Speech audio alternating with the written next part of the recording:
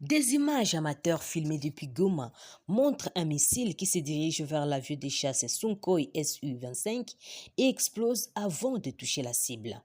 Au centre-ville de Goma, des témoins interrogés affirment avoir vu la scène et entendu la détonation dans le centre commercial des Bireri, situé à quelques mètres de la petite barrière à la frontière entre la République démocratique du Congo et le Rwanda. La panique sévit encore. De nouveaux affrontements entre les FARDC et les rebelles du mouvement du 23 mars sont signalés depuis le mardi matin aux alentours de Kichanga, à une septantaine de kilomètres de Goma dans le territoire de Massissi. Nous sommes au Nord Kivu. Selon des sources locales, les rebelles du 23 ont attaqué plusieurs positions de l'armée dans le groupement Bichoucha avec comme objectif de couper la seule voie qui relie actuellement la ville de Goma à la partie nord de la province du Nord Kivu depuis la fermeture de la RN2 qui passe par les territoires de Rutshuru sous occupation rebelle. Des sources locales confirment que l'armée congolaise a pris le contrôle du village Kishishi où plusieurs Congolais avaient été massacrés par des rebelles du 23. Et ces sources parlent d'un lourd bilan infligé aux rebelles.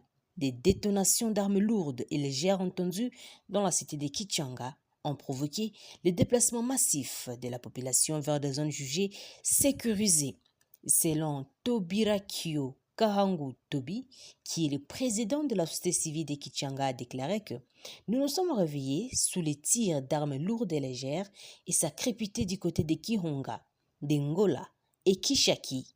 Et là, en 23, a attaqué les positions de l'armée. Ces détonations d'armes ont provoqué les déplacements de plusieurs habitants de Kichanga. L'armée, appuyée par les jeunes patriotes, se comporte très bien sur le terrain. Des tirs s'éloignent déjà de la cité. Maintenant, les affrontements se poursuivent en plein parc du Virunga. Seulement, quelques habitants sont dans la cité, mais d'autres se sont déjà déplacés. Il est encore tôt pour avancer un bilan de ces affrontements, mais une panique généralisée gagne plusieurs habitants de Kichanga et environ. Certains habitants de Kichanga se sont dirigés, les uns vers les structures de santé de la place, d'autres à la MONUSCO, d'autres encore ont pris la route Kichanga-Mweso. Certains se sont dirigés dans les différents villages de la chefferie des Bachali. Certains habitants sont encore dans la zone. Et jusqu'à présent, des tirs se font entendre vers Kiumba et Bishusha. Les affrontements s'éloignent de la cité. L'ennemi est en train d'être repoussé par le FRDC et les compatriotes, relate pour sa part un habitant de Kichanga qui est encore dans la cité. Les combats sont en cours. L'armée contient l'assaut de rebelles du 23. Dans le Rutshuru, des habitants signalent les mouvements de rebelles 1-23 vers Kichanga. Ce sont des combattants qui ont quitté Nyamilima. Ils étaient de passage à Bambo et Kishishi. Mais depuis quelques jours, ils semblent un nombre réduit. Et nombreux se sont dirigés vers Kichanga, explique un habitant de Bambou, un des villages qui servent d'état-major pour le 23 depuis mi-novembre. Les combattants du 23, appuyés par le Rwanda, ne se sont toujours pas retirés de plusieurs localités qu'ils occupent dans le territoire de Rutshuru et une partie du territoire de Nyiragongo. C'est en violation de l'ultimatum lancé par les dirigeants de East Africa Community EAC, celui de libérer les zones au plus tard le 15 janvier dernier. Nombreux habitants qui voulaient regagner leur domicile à l'annonce du retrait du 23 confirment avoir constaté la présence de ces terroristes dans leurs entités respectives, notamment à Kibumba et à Rumangabo. Comme annoncé dans l'une de nos éditions précédentes, un incendie s'est déclaré dans la nuit de ce mardi 24 janvier 2023 à la prison centrale de Munzenze à Goma.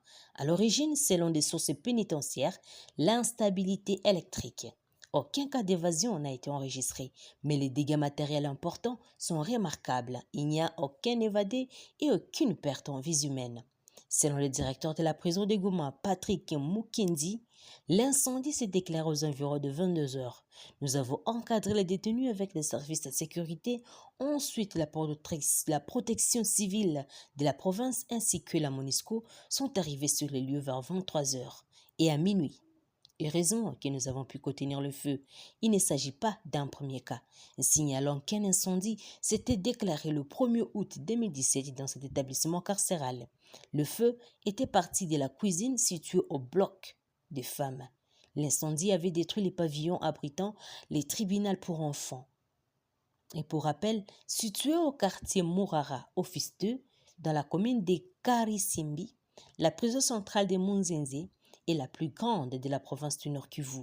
Elle est régulièrement confrontée au problème de surpopulation au regard du nombre de ses occupants. Elle avait été détruite en 2012 lors de la prise de Goma par la rébellion du mouvement de 23 mars, causant l'évasion d'au moins 1500 détenus.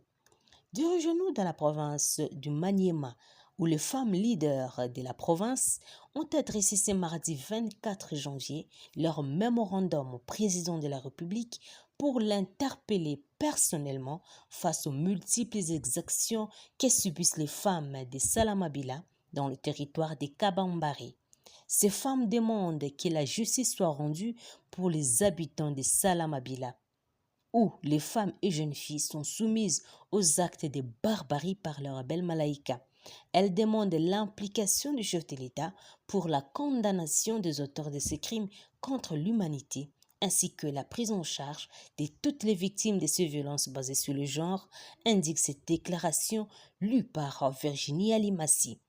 Elle demande aussi l'accélération de la mise en œuvre du programme DDRCS dans la province du Maniema pour garantir la sécurité, la paix et la dignité de la femme.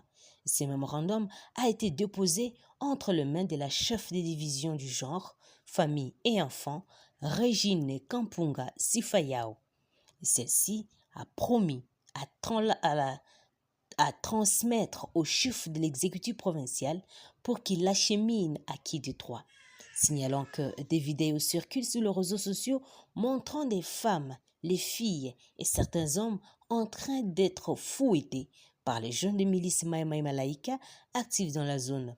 Ces actes ont été condamnés par plusieurs personnes originaires de la province du Maniema. Depuis Bunia, dans la province de l'Ituri, nous sommes toujours disposés pour vous informer. Santi Senga vous dit, restez toujours branchés. N'oubliez pas de vous abonner massivement dans notre chaîne et aussi activer la petite cloche des notifications pour nous permettre toujours à vous informer. N'oubliez pas aussi de nous laisser vos commentaires. Nous avons un plaisir de vous lire et nous allons vous répondre en vous donnant encore des informations à la une et à temps réel. Merci à vous tous de nous avoir suivis jusqu'à la fin. Nous vous disons au revoir et à la prochaine. Portez-vous bien.